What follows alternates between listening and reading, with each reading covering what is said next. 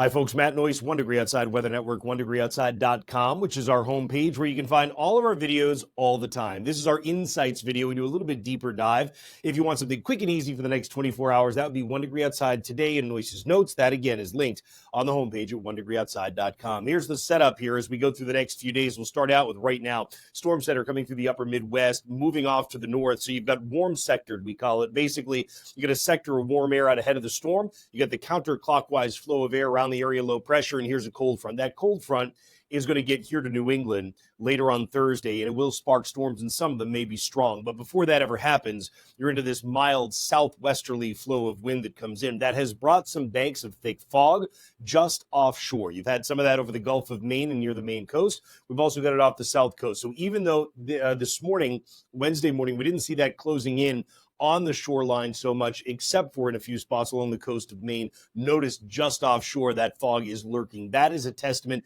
to the increasing dew point, which is the measure of the amount of moisture in the air. The dew point temperature is rising into the lower and middle 60s for our Wednesday and middle and upper 60s on Thursday. That'll be the most humid air we've had so far this season.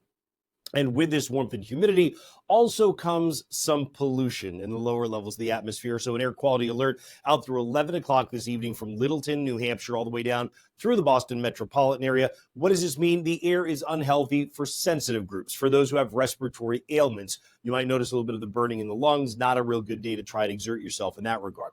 Okay, once we get to Thursday and that cold front I mentioned arrives, you see it doesn't look epic, right? Yeah, true. It may not be a completely unbroken line of storms across New England, but I actually think that some of these storms that develop, they're going to have plenty of heat and humidity to be fueling them. And so some of them will be strong. Some of them will probably be damaging. And that's exactly what the Storms Prediction Center in Norman, Oklahoma is thinking, which is why in the area that you see in deep blue, which is a lot of central and southern New England, that's a marginal risk of severe weather on Thursday. In other words, there should be at least a few damaging storms that develop with some damaging wind and perhaps some large hail as well.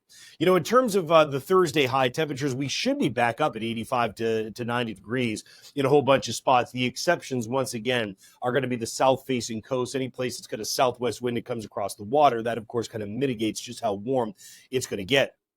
We get into Thursday night. It doesn't cool down a ton, but it does turn less humid. Any of the showers and storms come to an end. Now, Friday, that cold front really slows down. Most of the action should be offshore. We couldn't rule out that a pop-up shower near the south coast could still develop for us on Friday, but I think by and large, it's a much more comfortable air. That humidity is down, yet it's still pretty mild. Friday's high temperatures, even with more comfortable air, make it up to about or just over 80 degrees in a whole bunch of spots, a little bit cooler when you come across the North Country. Saturday looks like a really good way to start out the weekend. You can see the blend of sun and clouds across the area. This does not look to be a day where we have to worry about showers on Saturday. Temperature comes down even a little bit more in spots, but notice you're still pretty much either side of 80 degrees. The thing is, there's a variable wind, so you do get a sea breeze that develops at the coastline, and that makes things a little variable on temperature, depending upon, as you can see, where you are at the New England coast. It is still mild when you come through upstate New York. And then by Sunday, we can't rule out that a shower may pop up here and there during the afternoon. We still think overall it's a good day. Notice your temperatures climbing up to about 80 degrees or so with a variable breeze. That's how things look for now. But remember, if you want to check out the 14-day forecast, you can always do that by downloading our app. You want to search for Noyes' 1 Degree Outside Weather. Android users, we've been going back and forth with Google. They got the app out there finally, but it's not yet easily searchable. So all you have to do is go to 1degreeoutside.com, and in the banner at the top, you'll see a link to the Android app. You click that and you're all set. All right, make it a great day. Thanks for checking in.